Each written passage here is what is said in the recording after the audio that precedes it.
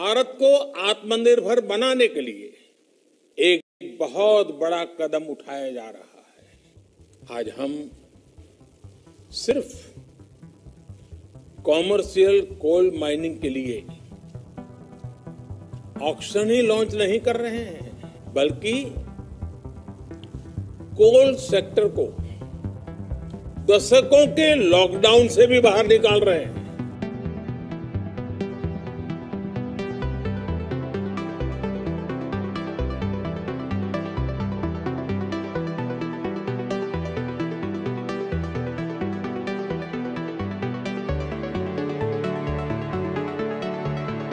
इस commercial mining का फ़ायदा किसको होगा, ये समझने की बात है।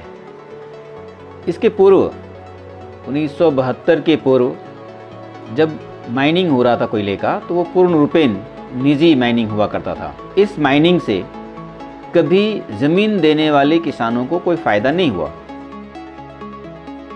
छत्तीसगढ़ का ही यदि हम उदाहरण लें तो जो 9 कोल ब्लॉक हैं उसमें से 4 हसदेव अलन कोल फील्ड के हैं, जहां पे घना वन क्षेत्र है जो विविधता से परिपूर्ण है, बांगोबान का कैचमेंट है और पूरा हाथी का एक प्राकृतिक रहवास का इलाका है।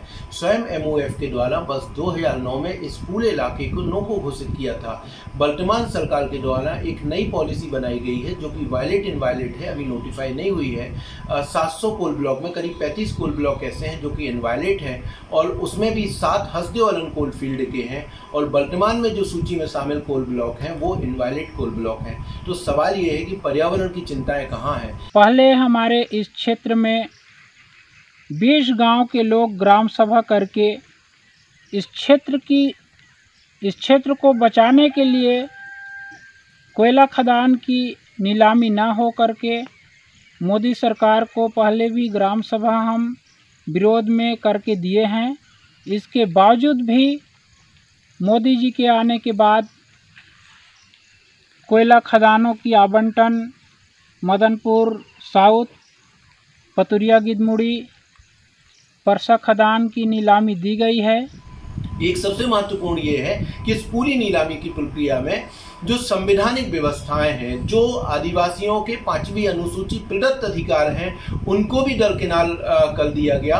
हसदेव के 20 ग्राम सभाएं लगातार 2015 से विरोध कर रही हैं कि हम कोल ब्लॉक की इजाजत नहीं देंगे क्योंकि ये जल जंगल जमीन हमारा है और बिना ग्राम सभा की सहमति की प्रक्रिया आगे नहीं बढ़ सकती।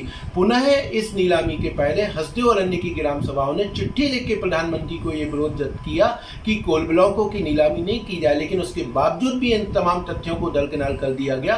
कहीं ना कहीं स्पष्ट रूप से नजर आ रहा है कि वर्तमान में मोदी सरकार को पर्यावरण, आदिवासी, इन किसी चीज की चिंता नहीं है, सिर्फ और सिर्फ कॉर्पोरेट मुनाफे की चिंता है।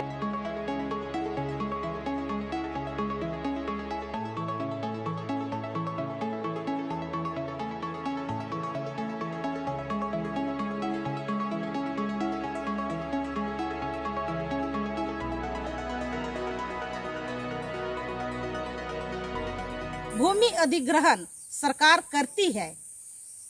मुआवजा देने एवं पुनर्वास के साथ सभी कार्यों के निष्पादन का जिम्मा कंपनी के पास होता है।